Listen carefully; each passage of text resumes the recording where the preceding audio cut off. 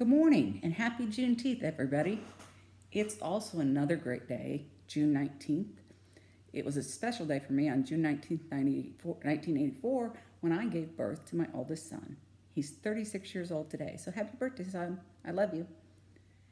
So when we talked last, we talked about going to Moffitt to begin my trial.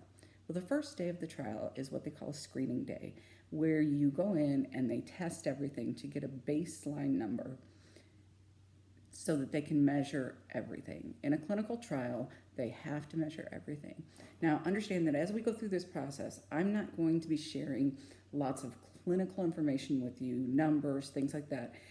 I don't know enough about it, and I would never want to lead anybody down the wrong path. So what we're going to talk about when I share these videos with you is really more about the emotions, the feelings, the way that you interact with both family and health caregivers and all of those things during this time. And I hope that's okay.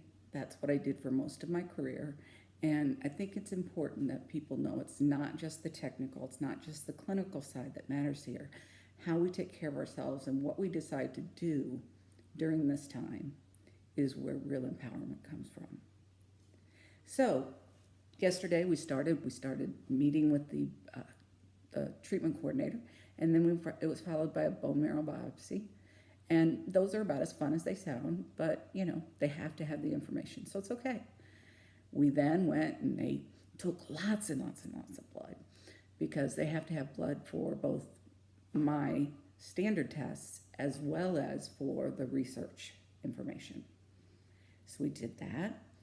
Then I had a full body x-ray series. And this is where one of the special people came in.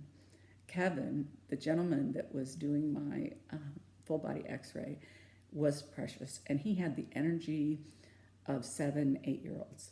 And he would position me and then he would run back to click it and then run back to me and then run back to click it. And he truly loved his job, and it came through. And he had a great sense of humor.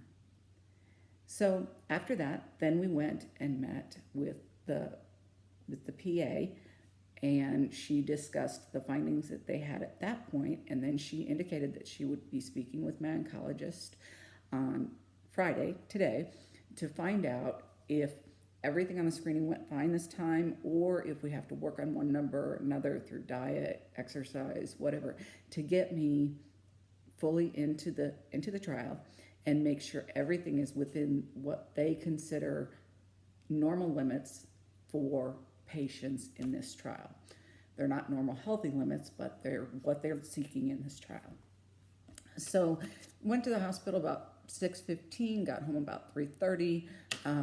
Nausea doesn't usually bother me with anesthetic, but yesterday was a different day, so I got to lose some weight and tossed my cookies for a while, and that's okay.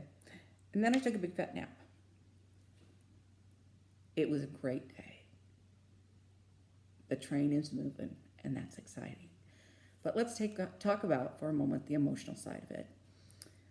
It was tough because my husband took me and dropped me off, but he couldn't stay with me. So I was by myself, and luckily they had transporters that took me from place to place because I had been under general anesthesia. But what really came to my mind as we were going through this is I was thinking about life and death, and this is something that's going to take change, not just clinical change in my body at the hospital, but it's going to take change for me. It's going to take change for my diet, it's going to take change in terms of meditation, exercise, all of those things. And right now, with everything our country is going through, change is something that we have to all look at. And so I'm going to spend the next year changing. And hopefully there'll be some things in this video diary that will help you, because you're going to have to change this year too. So I'd ask you to think a little bit about what you want to change and go on this journey with me for whatever is important in your life. What needs to change? And how do we commit to doing it together? I guess what I'm saying at the end of the day is I need somebody to go on the trip with me. Come along, will you? Have a great day.